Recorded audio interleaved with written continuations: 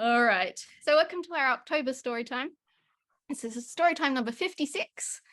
And we have a variety of interesting topic requests for today. So a couple that fall roughly under the heading of sales, door-to-door salespeople or spruikers and how to deter them. And when a salesperson tries to sell you the most inappropriate thing possible for you, such as maybe a bird bath for someone with no garden or medicine to a doctor or something like that.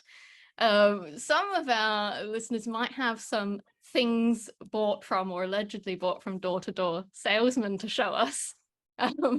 I can see in Mum and Dad's background some books, which I think are the encyclopedias we were talking about when we were talking about having this topic, and I do remember looking things up in those. They're the ones that were bought when I was about 5, so they're fairly old. They're called the Book of Knowledge. I'll just pick up the top one. I remember using them too. Yeah, the problem with them is now, if you look up the map of the world, it's totally irrelevant. There's places like Ceylon, and people go, "What's that?" And this is places that don't a very special one. This is the index. That's the index, and so they used to have my grandmother had a Bible with these things in as well, so you could look up in a particular chapter that was relevant or whatever. Yeah, and the worst thing about these encyclopedias is they were bought in installments, like hire purchase. The same, they're as expensive as buying a bloody car. It's ridiculous. Right, honestly. yeah. So you were convinced or your parents were convinced that you needed these encyclopedias by this door-to-door salesman. But the other thing is, I thought this would amuse. We reckon we would be the least likely family to have one of these. Do you know what this is? Not really. In UK, people will not know what this is, and very possibly neither of our other Australian. Is it meant to be? It's the Monopoly Man. Yes. Oh, that's right. And this comes on from well, I've seen it when we've been watching the cricket or something, and there's this ad, and the little Monopoly Man is there in a, what's this shop? He's in some sort of food place. Hungry Jack's or McDonald's or one of those, and they give people one of those cards that you scratch bits and you've won 3 cents for spending $45. Yes. And so, but we were given this today as a dog toy. As a dog toy? I don't actually have anything from door-to-door salespeople because I think I'm fairly good at deterring them.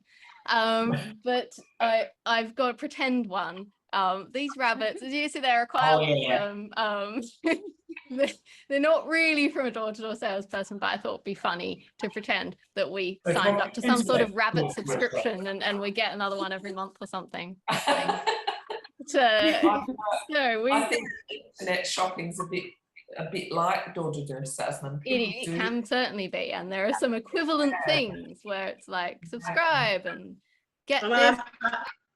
I'm holding up one because this is from 1953 and it's a coronation mug.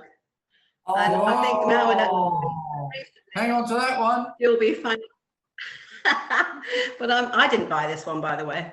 But my grandmother, and then she is a lovely queen on the front. And I have lots of bits and bits that I'm sure my grandmother was convinced at the time was the right thing to buy, but they were staying in the cupboard forever. Right, so then we have a few things that fall under the general heading of information, dated information, such as old encyclopedias.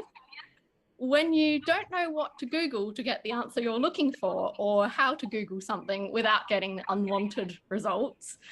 And then a very specific one, but what do you call the cat's kneading motion? And is there a technically correct answer to what this is called? And how to hack a hacker. And then we have some animal things, which the cat thing could kind of fall under as well.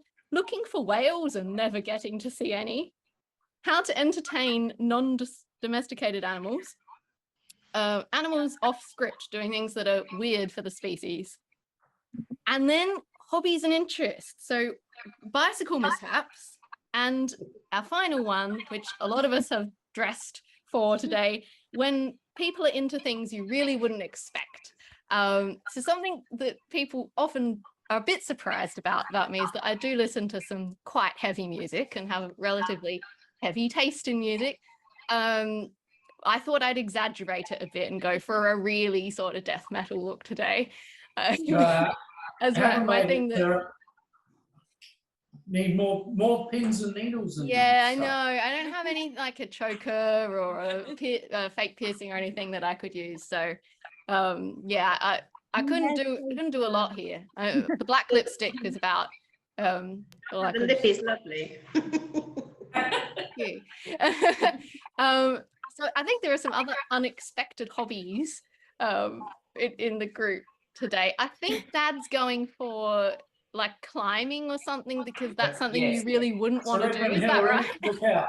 Here I am. And Amelia Earhart, look out. Yeah, because you'd love being up doing construction on one of those big high cranes, wouldn't you, Dad? Yeah. Really be your thing. What have you got on there, Mum? What is that? I've got like a World War II fighter pilot's outfit. Oh, got, right. You know, the cap and the neck, yeah. And I have got some goggles back there, but since they were snorkeling goggles and they are pink and green, I didn't think they were quite good. So I thought I'll go with that. I've landed, you know. But yeah, I'm pretty unlikely to ever be a pilot or a bomber. So I thought that would be quite. That would be very unexpected. Yes. Those of you who haven't seen the little photo on. There's a lot of can you read that or is it better? Yeah, we can read it, yes. Okay, so I am the least likely person to have written this book.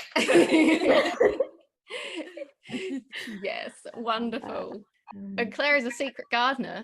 I mean, this is not so secret to me, but yes, I think sometimes people kind of know that I wasn't before. And then they are very surprised to see green things growing and, you know, spinach happening and different things like that. And a successful secret gardener, in fact. Yeah. Yes. Wonderful. All right. So I felt that I didn't give as much sort of time in the story to the idea of dated information. So I've focused on that for the poem for our little introduction, and the poem is called Not for Long.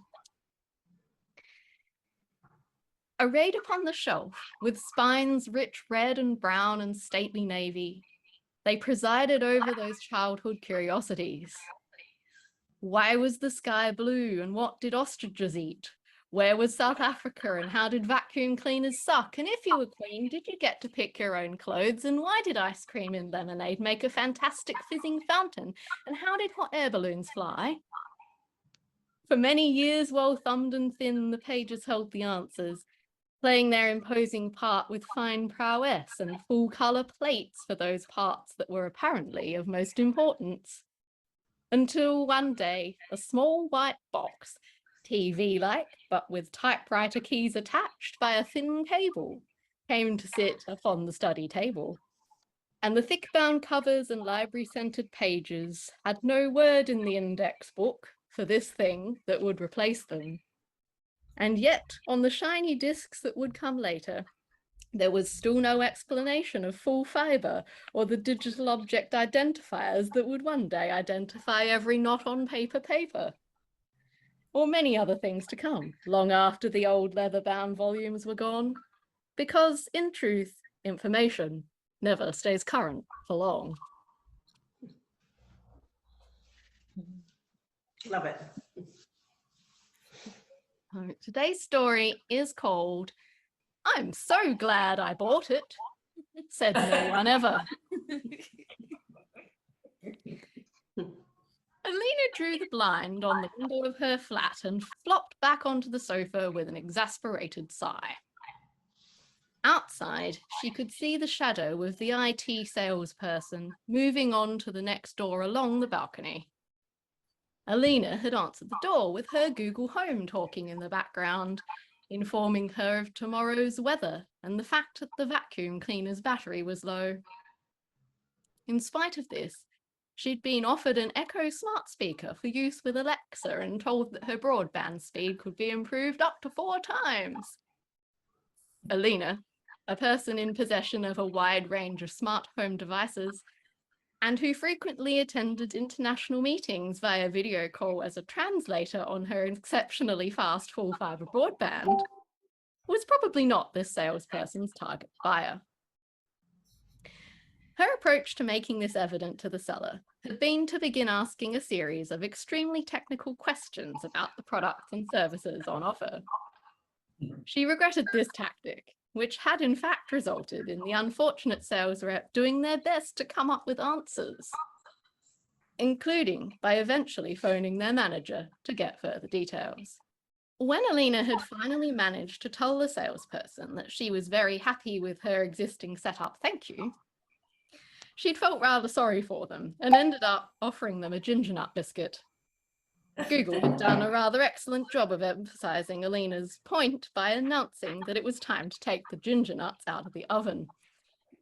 She could hardly close the door in the seller's face and leave them on the balcony while the scent of baking wafted out, and she very obviously went in to enjoy a freshly baked biscuit. As Alina was enjoying her second ginger nut in wonderful solitude, sipping on a cup of Earl Grey to accompany it, and about to pick up her book and read for an hour or so, there was another knock at the door. Alina dropped the book with a groan. She got up and pulled the door open. Look, I know I gave you a biscuit, but that really doesn't mean I'm interested in... Alina blinked. Fraser? Broderick? On the doorstep was a young Scotsman with red curls, an expensive-looking cable-knit jumper, and a huge, hairy grey cat hugged to his chest. Hello to you too, Alina, Fraser replied mildly, hoisting the cat Broderick in. You said you wanted us to visit. Alina folded her arms. Most people usually tell somebody if they're coming from the other side of the world to visit. Fraser shrugged. Oh, we've not come that far. I'm staying with my Instagram rival, Betty. Alina took a step back, letting Fraser and the cat in somewhat reluctantly.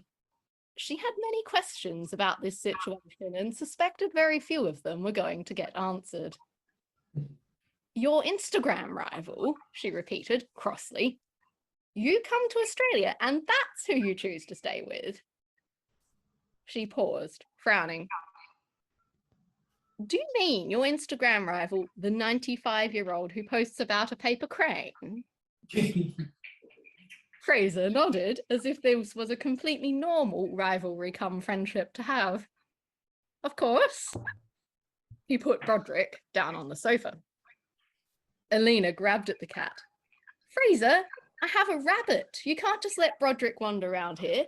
Daffodil could literally get frightened to death. Broderick narrowed his eyes at Alina and let out a noise like, "Ow." Fraser spread his hands. I remember. That's why we're not staying with you. Alina glanced sideways at him, wondering if she'd been hasty in her crossness. Although Betty does have an extremely elderly cat of her own called Fairy, and Broderick doesn't like Fairy, so it's not been very peaceful. Daffodil, the rabbit, as though summoned by Alina's concern, chose this moment to come lolloping into the room and grab a sock, which had fallen from the basket of newly dried and folded washing by the coffee table. She then vigorously tossed the sock away from her, as though it displeased her by being in that particular spot on the floor, apparently oblivious to the large grey furry cat who was watching, wide-eyed, from the sofa. Fraser was watching the rabbit with amusement. Did the sock offend her somehow, he wondered, as Daffodil made her way under the coffee table. Alina, who was still keeping a firm grip on the cat, shrugged. It has a hole in it, which offends me, but that's probably not Daffodil's problem with it, since the hole is actually her fault in the first place, she answered. Daffodil just doesn't like things being out of place.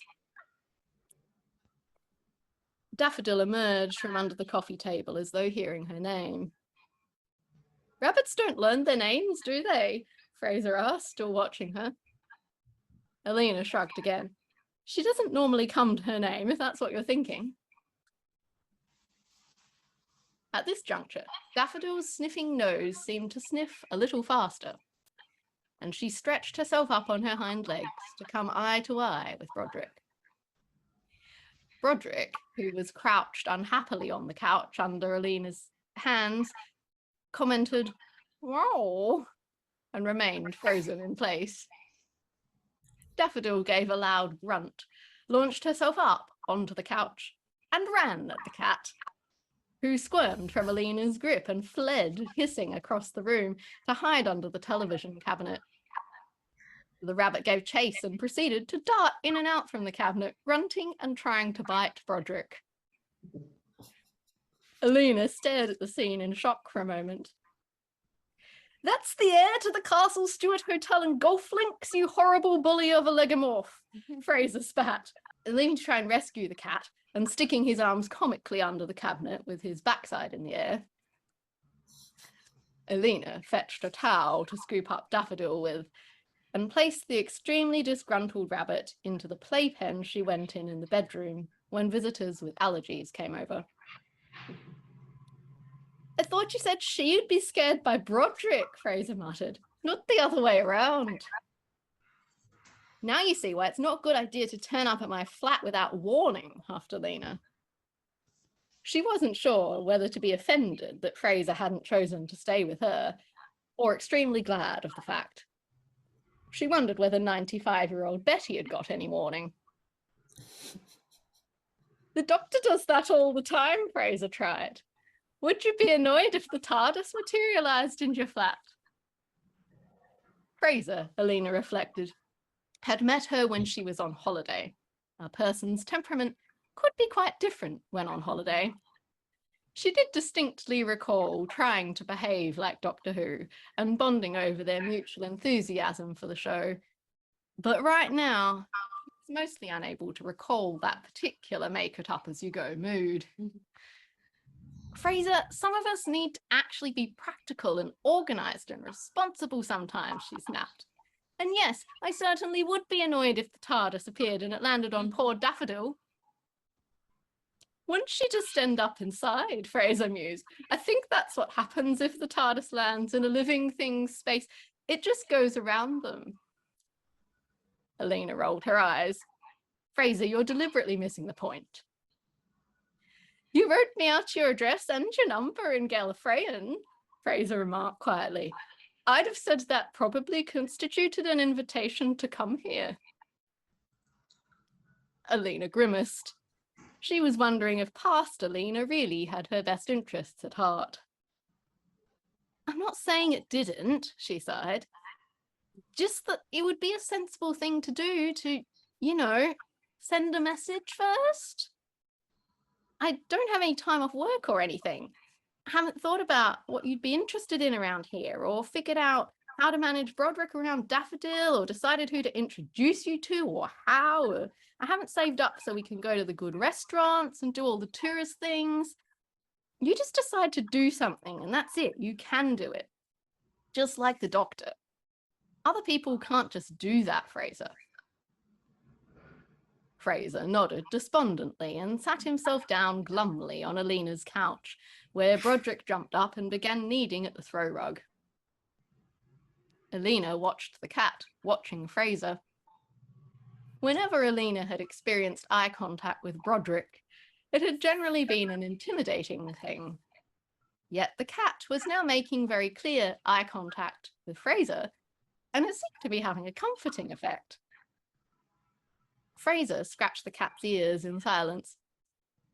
Broderick purred and continued to knead the sofa, his claws catching in the knitted weave of the blanket there. He marks time for ages before he settles, Alina remarked, by way of attempting to reopen friendly conversation. Fraser glanced up. He what? You know, Alina mimicked the cat's kneading motion with her arms. He does this a lot. Oh, yes, yes. Broderick takes his time. Bacon biscuits, all right, Fraser replied. Alina chuckled. Baking biscuits, I like that. She frowned. I wonder if there's like an official term for that. People all seem to call it something different. You know how rabbits do a sort of happy jump? She got up and did a little twisty hop to the side. Fraser smiled. Yes? Well, that has a name. It's called a binky. Don't you think binky's a great word? Alina waved her arms. Words were something she was enthusiastic about.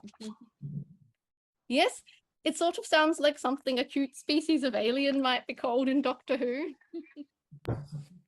But don't you think there should be a cute universal term for what Broderick's doing right now too? Alina asked. Fraser scratched Broderick under the chin. All the terms people use for it are cute. Anyway, how would you Google it if you don't know the official term? Challenge accepted. Alina lunged for her phone, and a moment later Fraser followed suit, falling naturally back into a rivalry for finding information that had started in Scotland and apparently persisted. Several minutes later, they were both scrolling through lists of things other people called the same behaviour, and the spark of enthusiasm for searching for information was rapidly turning stale. Cup of tea? Alina proposed eventually. Yes, good idea, Fraser replied, setting the phone aside. Next to him, Broderick resumed kneading the couch, which now made both of the humans present slightly frustrated as they reflected on the apparent lack of a common term. Both Alina and Betty wanted to show Fraser the best parts of their state, which initially caused a great deal of friction over where Fraser ought to be when, and ultimately was always going to lead to the conclusion that they should all do things together. Alina wasn't altogether pleased with this plan, especially since one of the things she wanted to do was a bike riding winery tour. She couldn't imagine a 95-year-old pedaling across the countryside without mishap. Fraser, however, assured her that she was very wrong to make such assumptions about Betty. I've seen her try roller derby and Irish dancing, he informed Alina. Nothing is off limits for this 95-year-old. Even if it sounds absurd, she'll do it for the gram.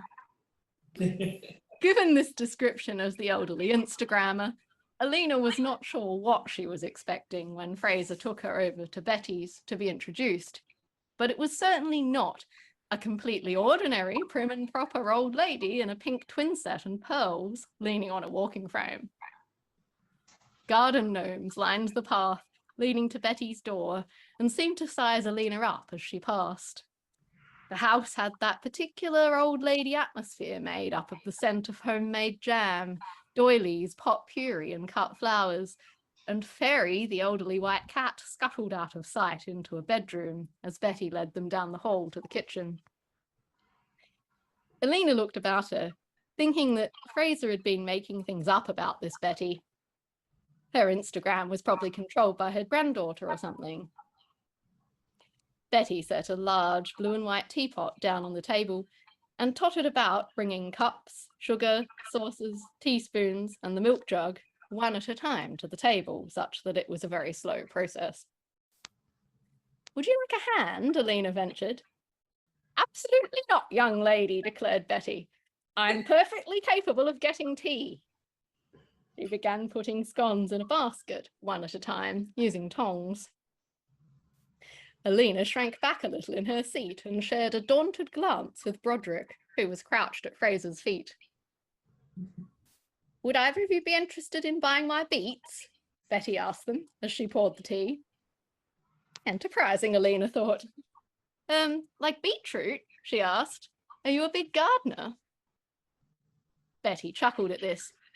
If by big you mean that did I once allow a particular creeper to entirely overrun my house and yard, I suppose the answer is yes, she said. But no, not as in beetroot, as in music. I've been learning how to make drum and bass stems on the computer. I'm going to try writing rap songs. She looked very pleased with herself. Oh, Alina blinked. Beats like a DJ uses.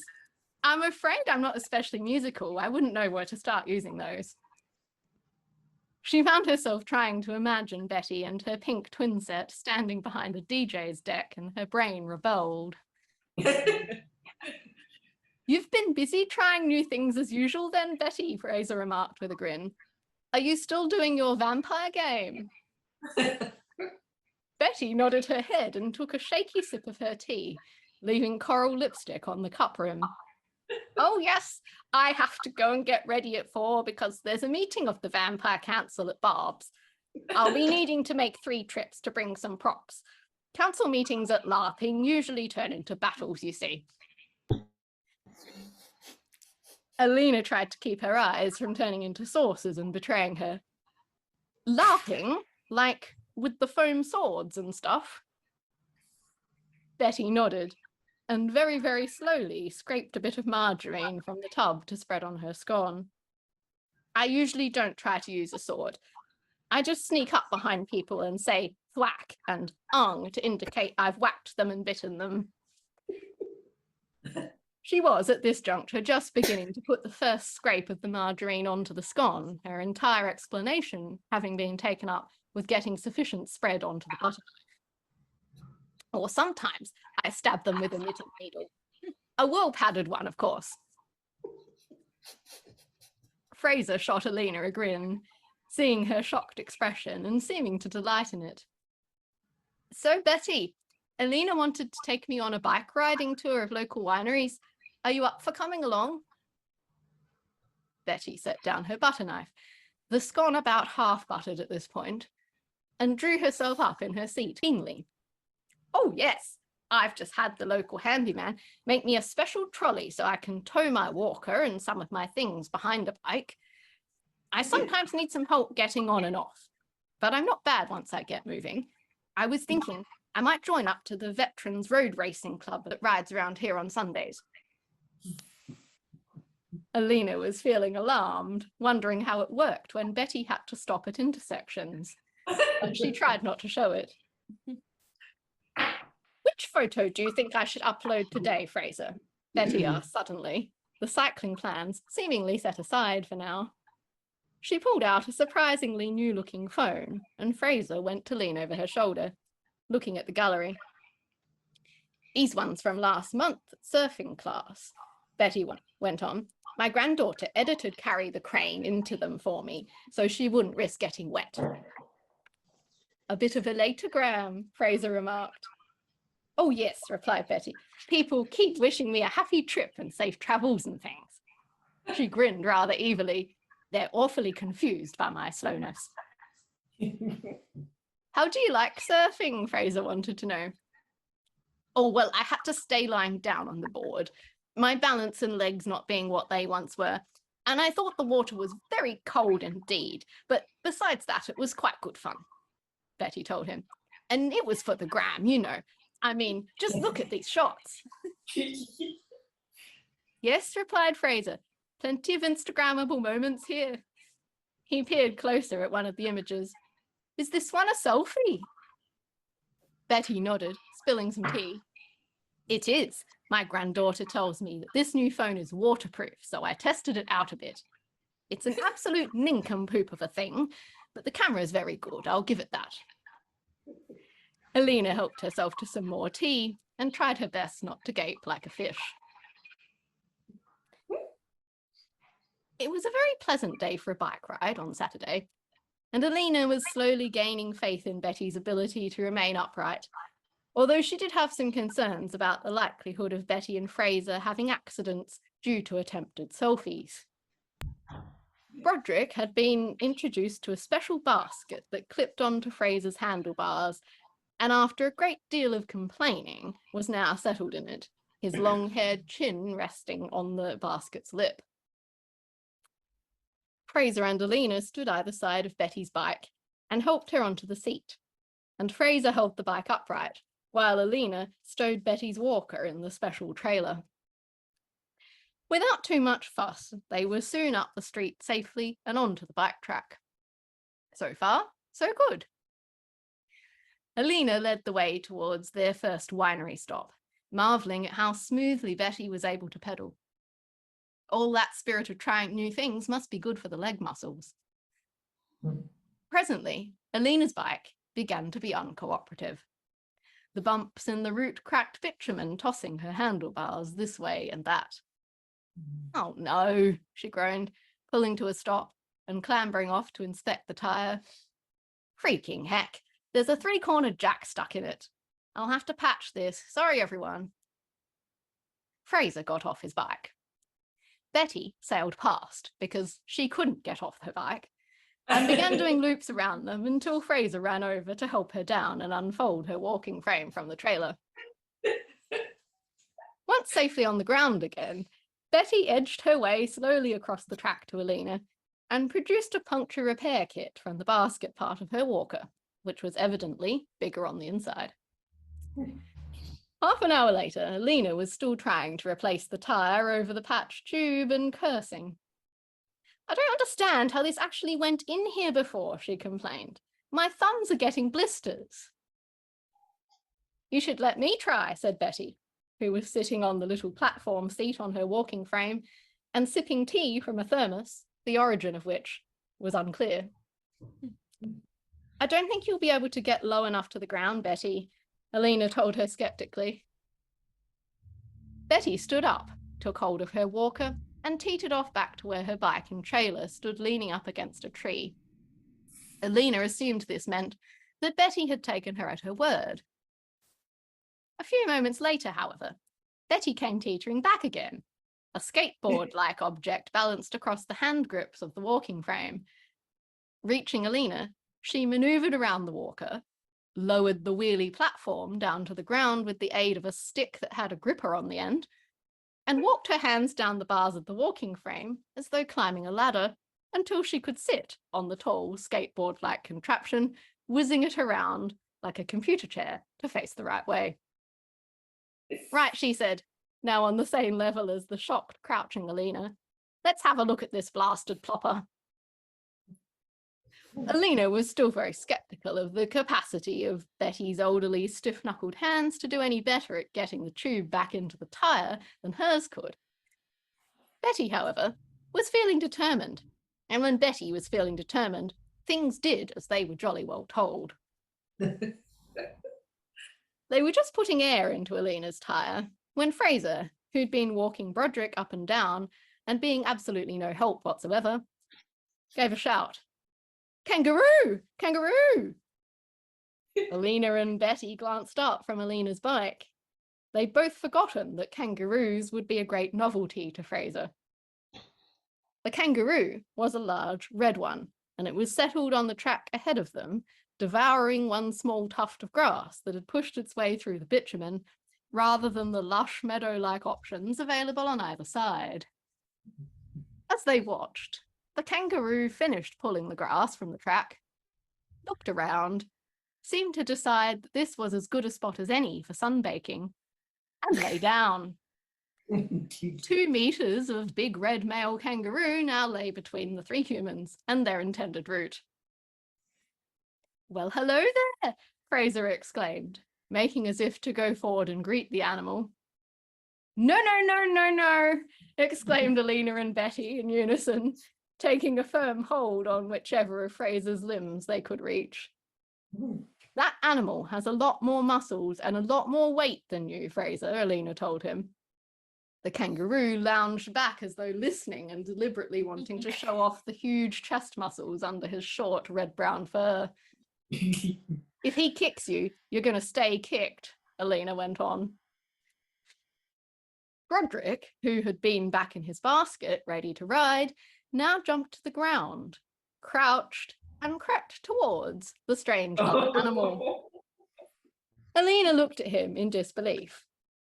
So you're scared of my rabbit, but you're not scared of a kangaroo 10 times your size. She tried to grab the cat. I really don't think that's a good idea. Broderick evaded her grasp. Nervous to go any closer to the big red beast, the humans all watched nervously as Broderick went forwards. The kangaroo seemed uninterested in the cat at first, continuing to lounge like an underwear model propped up on one elbow and chewing the last of the tough grass he'd pulled from the pathway. Then, as Broderick entered into what was certainly the kangaroo's personal space, the big red shifted and looked down at the cat. "Meow," Broderick remarked. The kangaroo stuck his head forward, sniffed the top of the cat's head, and appeared to give Broderick a small lick. Broderick, clearly unsure what to make of the smell of herbivore combined with this enormous size and fearlessness, edged cautiously around the kangaroo, sniffing. After several moments of this, he must have decided that the larger beast's most useful function was as a heater, because he lay down and rolled himself into a position right up against the kangaroo, where he curled up and settled down to sleep. "What now?" Fraser asked the dumbfounded Alina and Betty. "Broderick, come back here immediately." The cat took absolutely no notice of Fraser, who it was abundantly clear he viewed as a servant. "Well, we can't very well go any further unless this magnificent kangaroo decides to let us pass," Betty answered. "Your blasted cat is certainly not helping." "Do you think we could get a picture?" Fraser asked suddenly, pulling out his phone and contorting himself in an attempt to get bicycle, self, cat, and kangaroo in frame. "For heaven's sake, Fraser," Alina snapped. "We either come up with a way to convince Skippy here to let us through, or we turn around. It would be good if everyone could think about this sensibly." "You're the one who once said I make no sense, Alina," Fraser replied, twisting to pose with the scene. Betty produced Carrie the paper crane from her walking frame pocket, and both she and Fraser proceeded to spend several minutes taking photos, while Alina fumed to herself. "What do kangaroos like?" Fraser asked when he was done posing for selfies with Betty. "Could we get him to go over there if we threw a ball or something?" Alina rolled her eyes. "I don't think kangaroos like fetch games." "Would he like some protein bar?" Fraser proposed, rummaging in his bag. "He looks like he works out."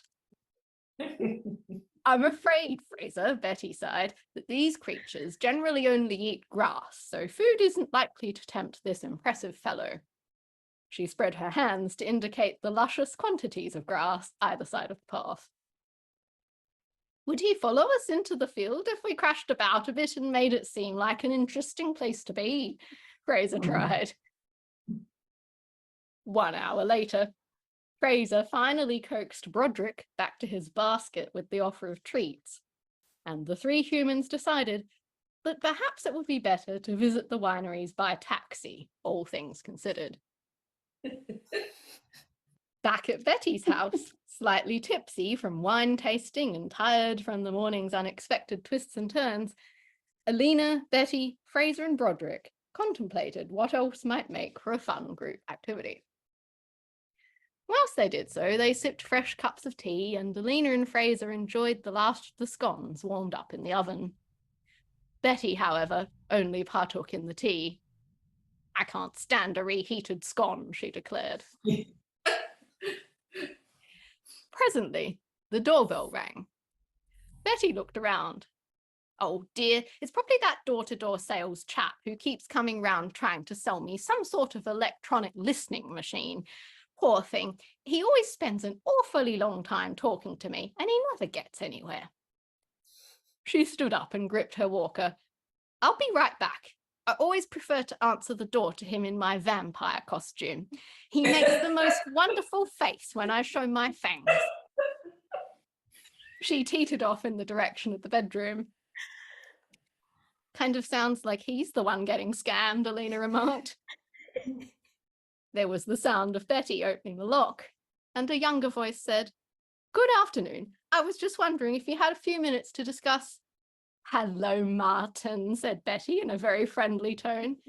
Would you like to buy my beats today? I've improved a great deal. I dare say you'd make quite a famous rap song with them. Oh, no, not today, ma'am. I'm just hoping to talk to you about. Did you go to the vampire convention I recommended? Betty interrupted. I really think you'd enjoy live action role playing, Martin. It'd help you to get meeting people. Ma'am, my name isn't.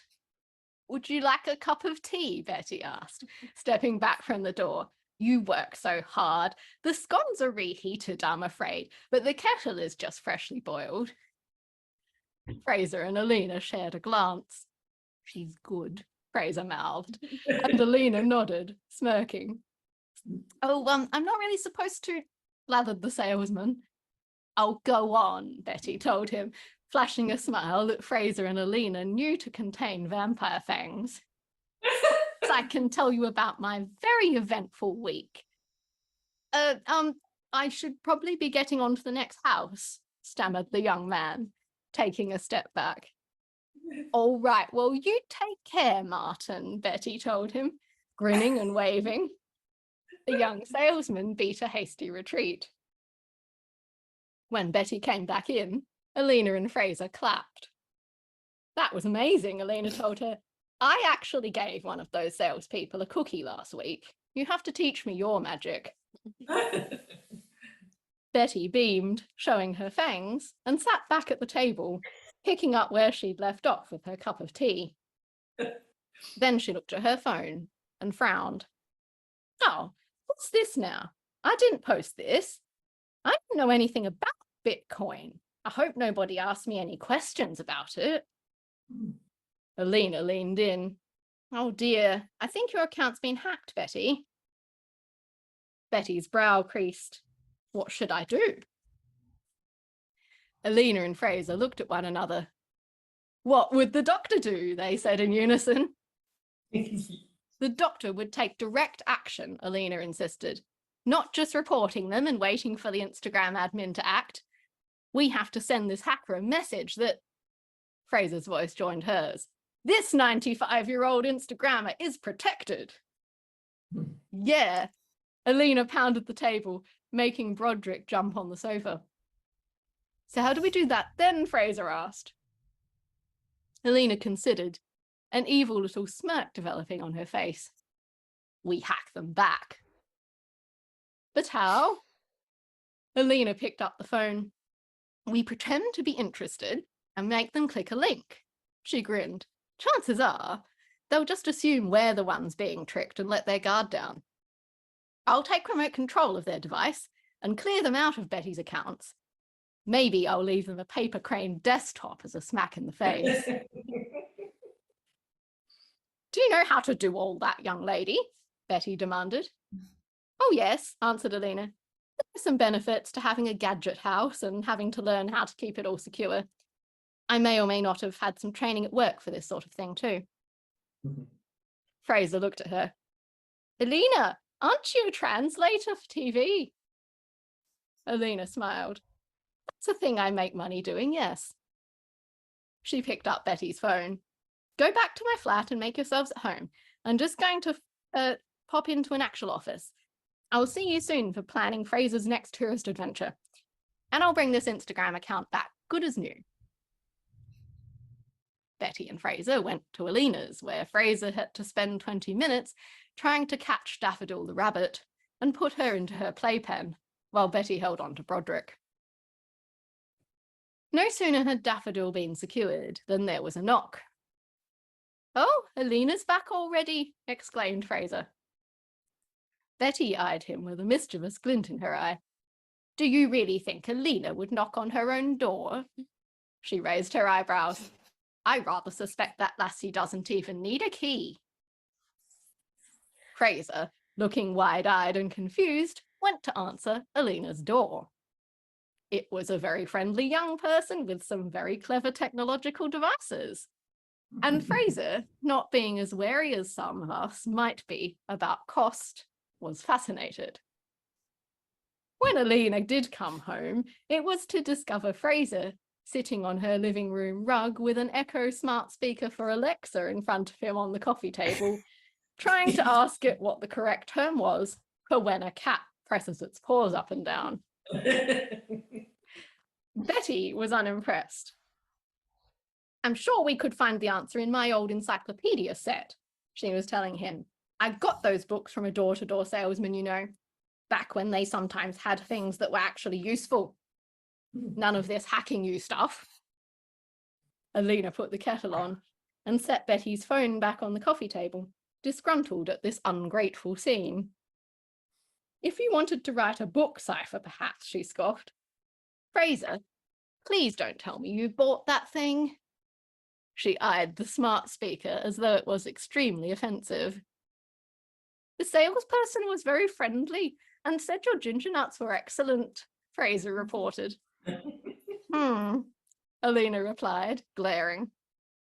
What about whale watching tomorrow? Betty interrupted, as though she hadn't been paying attention, which Alina was certain she had. The smart speaker lit up. Whale watching tomorrow we'll be best at. Turn that damn thing off, Alina told Fraser, interrupting it.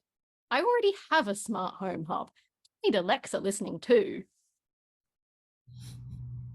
Whale watching, it turned out, was a bit like kangaroo watching the previous afternoon had been. For the first 2 hours, there were no whales. Then, some whales arrived, but they seemed to be feeling either extremely lazy or extremely bored. They lay in the water down below the cliffs, looking like deep navy-coloured sausages in the sea of aquamarine, not spraying or even turning to flip a fin in the onlooker's direction, let alone show off their magnificent tails.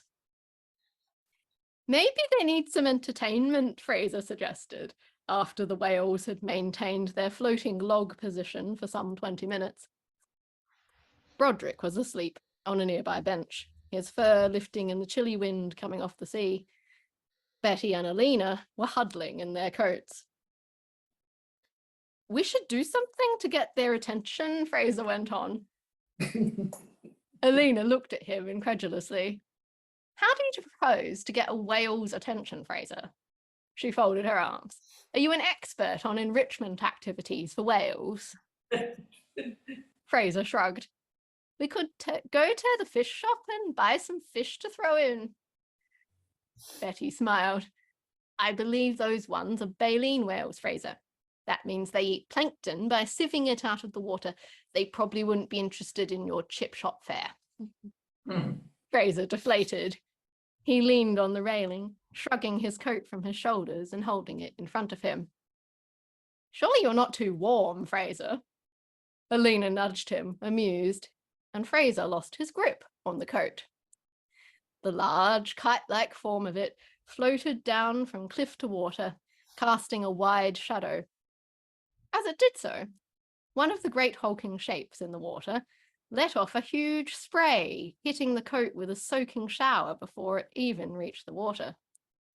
A flipper emerged, batting Fraser's coat, which looked tiny alongside the whale's enormous mass, across in the direction of the next whale, who barrel rolled in the water, tugging the coat under and throwing it up again in a wave-like splash.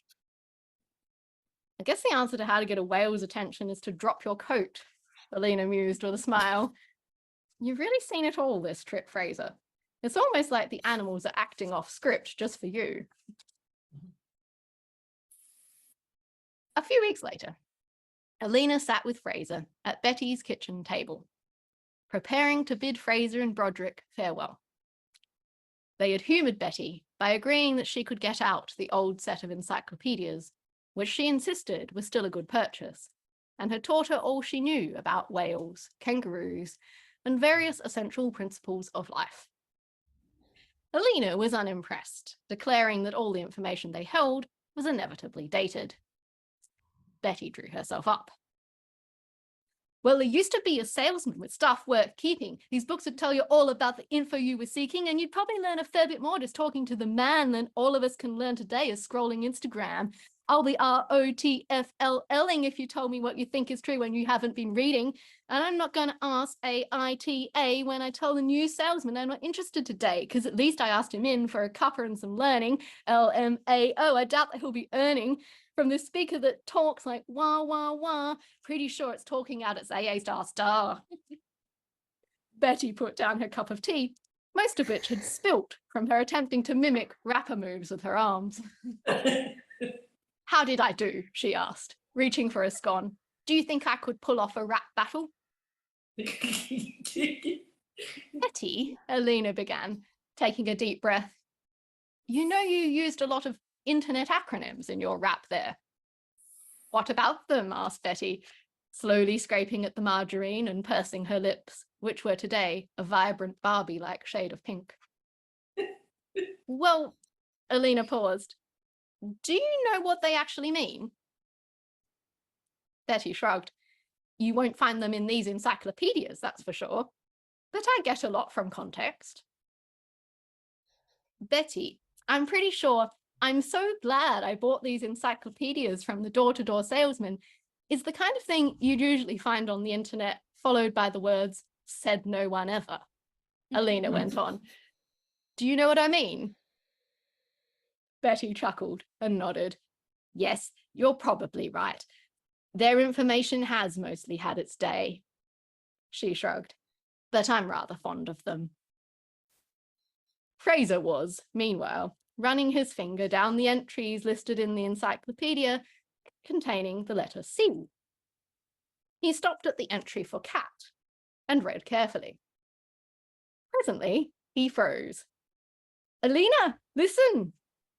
When happy, cats are known to purr and sometimes engage in a rhythmic in and out movement of the paws that may resemble kneading of bread. This action is known simply as kneading, although it is referred to by a variety of other colloquial terms. He broke off. It's here, Alina. It's just called kneading. Alina looked, for once, rather lost for words. What a shame, Betty remarked. I was hoping it would be something cute, like Binky. All too soon, Fraser and his feline were back in Scotland, and Alina went back to her gadget-filled apartment and her routine. Betty went back to LARPing, rapping, and trying to outdo Broderick on Instagram. And for all intents and purposes, it was almost as if Fraser had never set foot in Australia, or seen a big red kangaroo, or entertained a whale with a coat. One afternoon, Betty was in the bathroom, sitting on her shower chair while she put her fangs in for that evening's role-playing session, when the doorbell rang. She stood up, fumbling for her glasses and muttering about door-to-door salespeople with nothing useful to sell. Hello, said the young woman at the door. Do you have a moment to talk about Instagram hacking? Betty shook her head. Only if you buy my beats. She put her glasses on and saw Alina standing there. I heard you sometimes offer tea to door-to-door salespeople, Alina said. Do I get that privilege? Betty raised her eyebrows, stepping back from the door to let Alina pass. I heard you sometimes give door-to-door salespeople ginger nut biscuits, she countered. Where's mine? Alina smiled and produced a still warm, spice-scented tin. Beautiful. Oh, what fun. So good. Come on, come and say hello. Here she is. Hi. Hello. Hi, everybody. Hi. Look, something came up. Alison and I were having a discussion before about, the kind of parties that like just on the chat, that friends have that they invite you to, and it's going to be a showing of, beautiful plasticware or makeup or lingerie or something like that. Yes. And a thing that came up is that often these ghastly gatherings, and you'd go to them because it was your friend, and then you feel like you had to buy something. Yeah. But there'd be games, like really a bit like embarrassing children's sort of party games. game. Oh, okay. Excruciating games, you know. They were so embarrassing. Oh, what did you? Yeah, so I want embarrassing games on the next thing. Yeah. All right, embarrassing games as a Storytime. topic for next time. Yeah. Cringeable games, you know, the ones that you feel like going, oh my gosh, I've forgotten my irons on at home. I have to go take my iron off or something so you can avoid, you know, the ghastly thing. What about sort of related to that, concocting exit plans for awkward social situations? right. Sometimes Yeah, it's like a actually have meeting. I think, a strategy in place yeah, like from before you go. yeah, to, like if I've had, I need to leave, can I say yeah, that? Like, I get you to call me, and then I can say, yes, oh right, my partner needs me yeah. home for whatever reason. Or We had ones for colleagues too. Like I've had situations where, we've had someone coming in that we know could be there for 3 hours and, can't afford to be there for 3 hours. And so I've done that on behalf of colleagues where we've gone, okay, if I haven't managed to get out and finish the half an hour meeting by an hour and a half in, please extricate me. Yeah, please come in and knock on the door and do a flyby, see if I'm still okay, yeah. and then pull me out. Yeah. I don't know if you remember, I was that beastly boss who was somebody coming through from the car park towards the office, and I'd say, I'm out. You do. Self-preservation. I'd disappear into the kitchen or somewhere completely where I could hide because I knew I was going to get stuck in a conversation where you could deal with it. I often do that at work as well. When you've finished your time and it's an hour late or half an hour, and nurses will come up to me and I'm just like, I don't exist anymore. I'm not here. We had a funny time in lockdown with my old house talking about games, and we were all in isolation.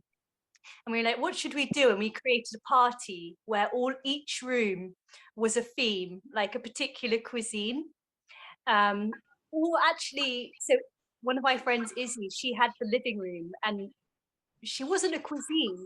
Maybe she was seafood or something, but she created the ocean out of our living room. And it was so fun because her game for that room was she'd cut out loads of little fish.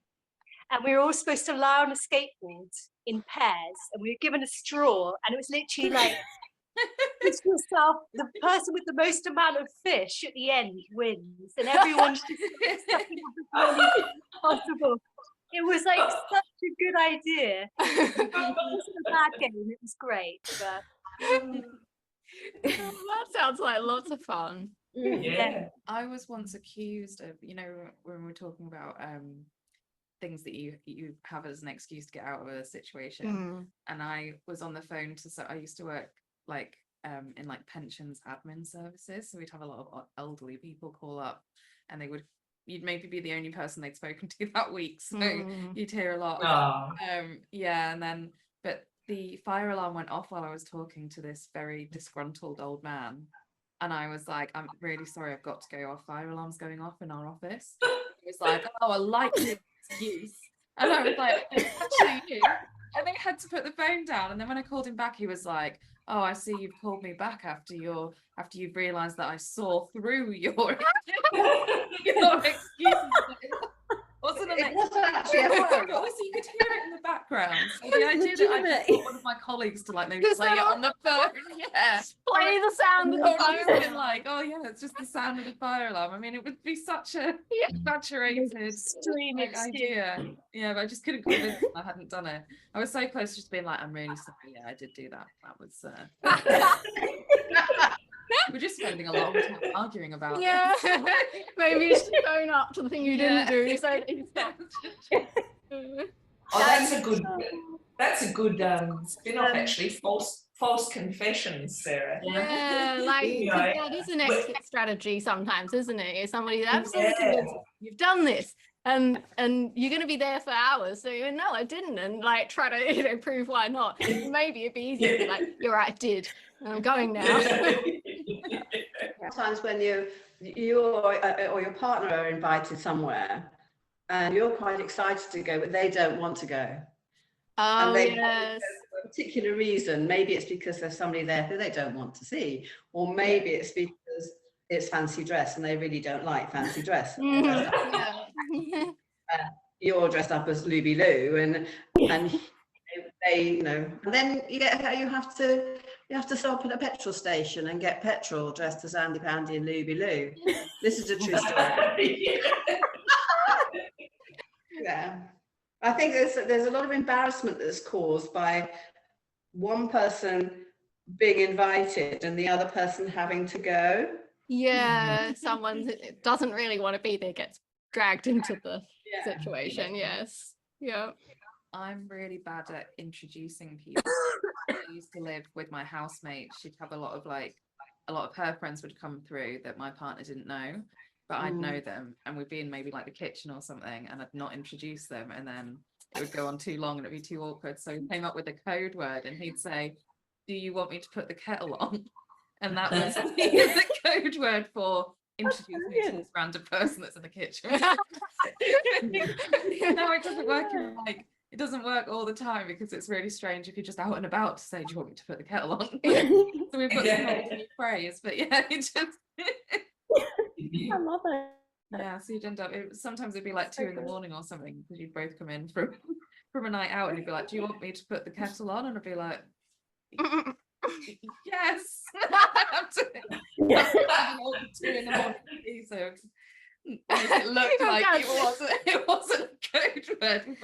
Yeah, you can't give it away, so then you have to actually do the thing. Yeah. Didn't want him to look like a madman. Code words that no longer work. Yeah. Well, those are all very connected subjects for next time. Has anyone got a bit of a left field one for me? Make it a little bit harder, so I can't just write one embarrassing social situation basically for the whole thing. I think we should revisit ticket machines. Okay, hold on. Claire and Dad talk at the same time. What would you say, Claire? Updates causing havoc. Updates causing havoc. Yeah, very appropriate after today. Yeah. Yeah. What do you say, think Dad? ticket machines on public transport. What on public transport? Ticket machines. They never work properly. They never work. I've got one more. One more, Sarah. Yeah. The automated phone answering service at any service equipment, like when you ring up the insurance company and say, "Press 1. The one that has the list of home options, and you Press have 2 if your dog has died. Press 3. And it just goes on and on and on. When you press 3, then you get there are like a million options, and then you're like, wait, but what was the one I wanted again? Well, what happened to me the other day, I went completely around. I went from home insurance to something else, and then I got back to the main menu. I still didn't get what I wanted. There was no button for speak to a real person. Oh, there wasn't. So you couldn't just because usually it will say like if none of the above, or if you need to speak to what do they call the people? Customer service representative. A team representative or something like that. Please stay on the line, and then they put you on hold, and then you're on hold for like 3 hours. Feedback loop. Eventually, you actually get a person. But they do the same thing. There's no option like that at all. No, it's like questionnaires. Someone who designs it doesn't make a proper closed question. Yeah, so you can't none of the options fit what they you don't want. fit. And you're just they don't like, fit. well, So I'm not that. I'm not that. It could be this one or that one. Yeah, and they just confuse people. Yeah. The audio one. Have you ever had an audio robot system where it says, "Tell me what your problem is"? And you have to try and quite say it similar clear outcomes. for it to work out what it is to put it through to the right department. Yeah, and it can't understand you. It can never understand you. Actually, I'd quite like Betty to reappear and deal with one of those audio things and Oh, give it yes. the vampire treatment. Did Lloyd just come and get a cupcake? Yes. Yeah. I see you sneaking there. Do you have a topic request for me in exchange for that cupcake? I've got another one. You can also Yes. It doesn't have to be in this one, it can be in another one, but completely losing the thread of where Oh, you're yeah. going in a conversation. And when you're trying to tell a story and you the vital time, yeah. Yeah. Or in the middle of a speech or something, you know, like Oh. excruciating. Yeah. On that one, we often have conversations just go like this. You know that chap who was in the thing who was like so and so Yeah. in such and such? Do you mean the one with the beard? No. Yeah, no, yeah, that. Yeah, that one. Yeah. Yeah, he was in that show. You know, he says something about balloons. Yeah, that's right. Yeah. Nobody knows what's going on for half an hour. Yeah. reading people's minds. Yeah. You could include the frustration when your accent isn't recognised, particularly on automated machines. Yes. I Yeah. was posher on those because I think they must be set up for Yeah, like, maybe that the will Queen's help. English, so I always I don't know. Well, because you never, is it going to be like the Queen's English or is it going to be American sounding English? And you're this going to is have it, to say yeah. like things completely differently for it to actually understand. Also, like we were talking about this the other day, what the interesting, we observed that you know, Alexa and like home systems tend to be female voices, whereas your like GPS and things tends to be male voices, like and how that's like the interesting difference in gender roles within machines. What was yours like? What dish do you pick to judge a restaurant? Oh. So if you're going to an Italian restaurant, what dish do you pick to judge that Italian restaurant? Yeah. Okay, yeah, see, that's contentious. Because if we it's had got this cream in it, then we no, had they're this- not. Okay, we had this whole debate at work about what dish you pick when you go to specific restaurants to judge them. Oh. And I think the same also goes for beer. Like if you go to a brewery, what beer do you order to judge the brewery? Okay. You can incorporate alternative modes of transport. Okay. I don't know, like that could be quite interesting. Oh, that's great. Like roller skating to work. Segways. I was thinking like one of my friends, she recently came to Sheffield, but she somehow managed, there was this origami festival that she went to like up north, but she'd run out of money, so she managed to hitchhike most of the way. But you could rollerblading and like yeah. Was at uni, there was a charity thing, and basically I can't remember what it was called, but you got sponsored to do it, and you had to try and get as far away from the campus as you could, and without like spending money, basically. So that's fun. And I think someone had somehow managed to. They spent the morning guessing Richard Branson's direct email address to get a free flight to win. Because I managed to guess it eventually. And he was like, yeah, okay, like I've seen all the effort, just go for it, have a free flight. So yeah. I think they got as far as Australia and won, yeah. So he had to get home. But, like he got Oh no. Yeah. Now I'm in Australia. Yeah. Right? Flights back is gonna cost me a bit. Yeah. But there were some good stories from that, like hitchhiking and Yeah. boats and all sorts. You could maybe like ending up where you didn't intend to end up. And then just that and trying to get back. Yeah. Reluctant hitchhikers. So I actually took a hitchhiker once. In a foreign country, was stopped I was stopped over an island, was driving in a small country town, and they were like, oh, our car's broken down, can you just get us into the town? And they were a little bit drunk and worse for the wear, but seemed fairly harmless, so they got in. And then part the way through, it was a little bit like, was this a wise idea? But the funniest thing was they had the exact same thought. And then initially they'd like handed the phone to say, look, we're not scary people. Here's our phone as collateral. We just want to get to the petrol station. And then they started freaking out going, hang on, you're going to steal our phone. And it's just the weirdest thing ever. Got them to like the petrol station, and then they got out and we're like, did they, you know, they could have just like robbed a place. Like they were super shady, like when we actually unpacked it afterwards. And we're just like, but also it was really funny because they were the one to hitchhike us and then go, this and then is they were possibly a thinking, really are you bad shady? idea." Yeah. You were And everyone was sus. just really paranoid, but it all ended well. Hopefully the car got fixed or whatever. So our next story time, I will be in Australia for. So we have a other way round situation of who can attend in person.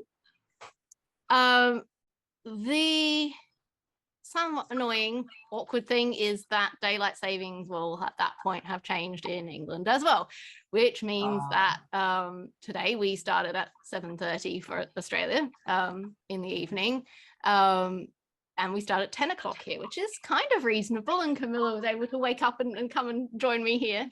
If we maintain 7:30 for the UK, it goes to 9 a.m., which I think for most people is going to be listening from bed territory.